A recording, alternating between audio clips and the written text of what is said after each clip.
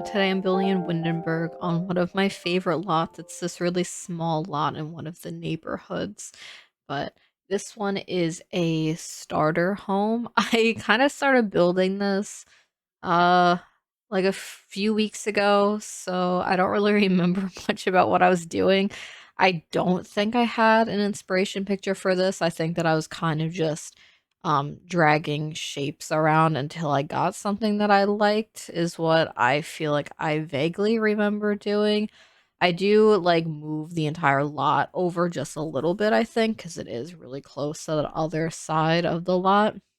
But my biggest problem every time I do a starter home is one, making it 2 floors. So, like, stairs are so expensive, and I hate, like, having to spend so much money on the staircase, but I really struggle doing just like one-story houses.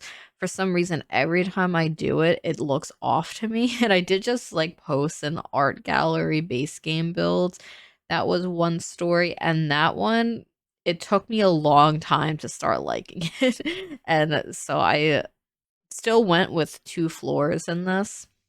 And it wasn't too bad. I kind of had a decent amount of money throughout the entire process because where I left off and I kind of just like abandoned the build for a couple of weeks, I had like 3,000 simoleons left to still decorate, and I pretty much had everything I needed on the interior. But this is a starter home for 3 sims, and so you get slightly more funds for each additional sim that you have. So I think that I had a little bit extra funds than just like, I guess, like a 1 sim starter home. But that's not what I wanted to do anyway. I wanted this to be 2 bedrooms, and for it to be 2 bedrooms, I moved in an extra sim so that it would be like realistic for that family size in the game. So I had like a couple and a kid move in, and this was the amount of funds that I had for it. If it turns out that it's not a starter home, then I guess I lied to everybody and I can't take it back now. So I hope that if you move a sim into this house and you are using 3 sims, that they allow you to place it. I know that the like starting lot price goes into it as well. I feel like this one has to be on the cheaper end. It's a very tiny lot, and it is like located on a pond and a little dirt road. It's one of the cutest lots. The last time I built on this one was for one of my first speed builds. It was a little witch's cottage, and I made like a chicken cauldron that I thought was so funny for some reason. I'm sure if I look back at that build, it's probably horrible. It's a speed build if you want to go watch it. It's like one of the first like 5 maybe that I've made. It's hard to remember exactly, but I do know that my Sims family ended up I think burning to death in the heat wave because I kind of forget about Sims needs when I'm building and I'm taking videos and pictures because I'm like, yeah, fast forward time, this is fine. And then the Grim Reaper shows up and I'm very concerned and confused on how that happened. But that's usually what ends up happening because I use MCCC to um, like change the weather and the time of day. And so I've killed many Sims accidentally that way. Talked over a lot of the builds. We're 3 minutes in, 4 minutes in technically. I went with a very like light color palette for this build. You can see I'm just now putting the wallpapers onto the build. I believe I used all one. Like this one is from Island Living, I believe. It's one of my favorites. And yeah, I'm pretty sure. Okay, I do use 2 different ones. That one is from Vampires, I believe. Is that, yeah, I think that's a vampire brick. I think it looks pretty nice with that. I could have sworn that I did all I did all wood, but I feel like it blends in very well. You don't really see the brick too much, which I kind of like about it. And I use mostly debug plants and stuff around. Like I did end up going back and adding more of the vampires brambles, which why are they like 55 simoleons for a small bunch of brambles to hang outside of your house?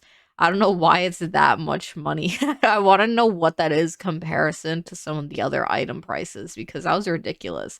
But I did end up going back and adding more of them because when I was like, I finished the exterior and I went to the inside and I went back outside.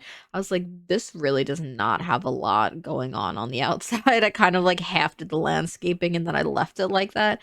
So I did edit some of it. See, I put some brambles around, but I do end up adding more of them later on.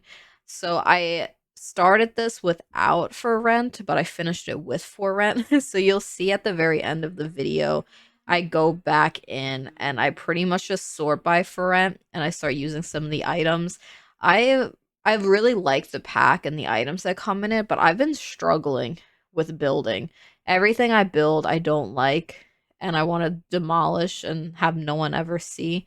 So I was like really struggling. This was I guess my first time. I was like, okay, just grab the items that you like and just add them to this build because you already tried to build twice with this pack and you I mean, I didn't like the first one. I demolished that one completely. Then the second one I did like, but I kind of was forcing myself to like it, and I think maybe just with like of like fresh eyes, I'll maybe like it again. So I need to like go back and see. But I did finally finish a build using the new pack this morning actually. I started it last night and I really really like it. It feels more like my building style and what I like doing and it's not me trying to like force myself to use every single item from the new pack and use all the features and so that build does not have like it's not an apartment or anything. So it doesn't use that feature at all. I keep talking over the this is the important part is this build. You don't need to know about the other build unless you watch that next time I post it. But yeah, I kept it very like light toned and neutral in here as well. It's just like the countertops are a darker brown, but everything else is a very light brown. And I just went with what items I felt were necessary and also filled up the space well. And so I like went through and I'm like, yeah, this looks good here. I'll have that. And just like any bulky furniture that'll take up a good amount of space. I was like, okay, that works out pretty good. And I layered those two rugs. I think rugs are my least favorite part in the Build by catalog. We have so many, but it's never what I'm looking for.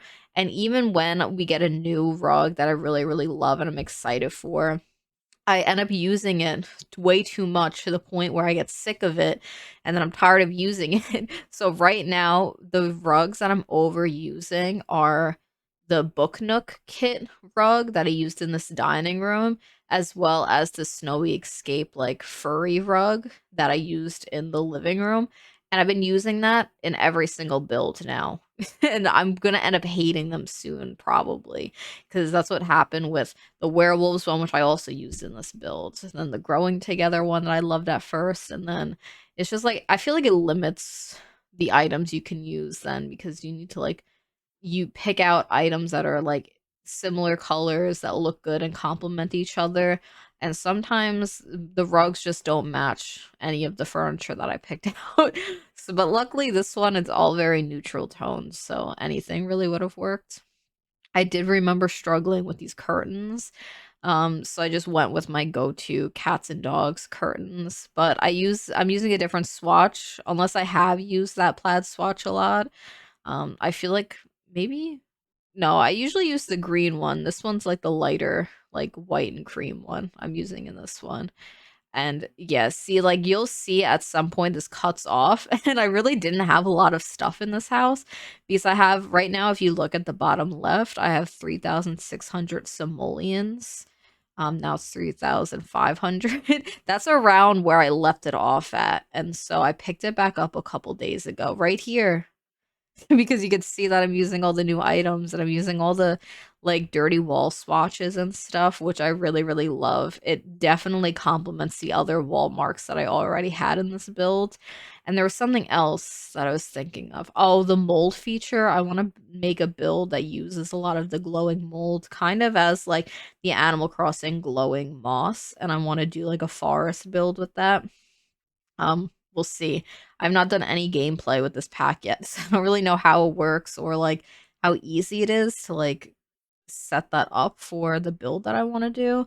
I guess we'll have to see, but I really love the clutter items that came in the new expansion pack. I think that they're really beautiful, and it's clutter that I can use in like every single build. But that's like what I've been really liking with most of the most recent expansion packs is that a lot of it gives me like key items that I'm going to use over and over again. And like that's been happening in like most of the packs now. They're really, really good. I really love most of the items. And also the new roof in the pack is really nice. I already finished the exterior of this, so I didn't add any of that in this one, but I did go in and I put some of these wall marks and stuff on the outside of the build and some more brambles. I do a little bit more landscaping. I add some, like, I think one tree. I do a little bit of terrain paint. I pretty much summed up the rest of the video. This is days later, so I kind of skipped ahead and caught that I put footage in here twice. And so I was doing the voiceover to the same clutter again. I was like, I feel like I did this already. And good thing I caught it because you would have just seen me do the same thing twice, but with different, like, thoughts while I was doing it. And I do add my large mushrooms around. I usually size up the cottage living ones, and it just like fills up the space a little bit more because the mushrooms are usually so tiny. And that's about it. I have some screenshots at the end of this video that shows the interior. I did realize that the interior walls are a little barren. I didn't put a lot on them except for like the distress marks, but it is a starter home, so I don't have too many funds to really splurge on paintings and stuff, which is unfortunate because I realized looking at the pictures, it could be a little bit like the space could feel more lived in if there was wall decor on it instead of all these. But maybe the people just moved in, they're making this place their home, and maybe they're gonna fix up the wall marks and like patch up some of them and like fix the wallpaper in like this bedroom.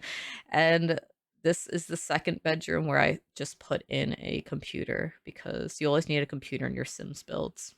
But yeah, that's the whole video. I have a couple videos planned. I'm unsure of what I'm going to be uploading next. I also have my save file overview that I want to work on. But yeah, thank you so much for watching. Bye.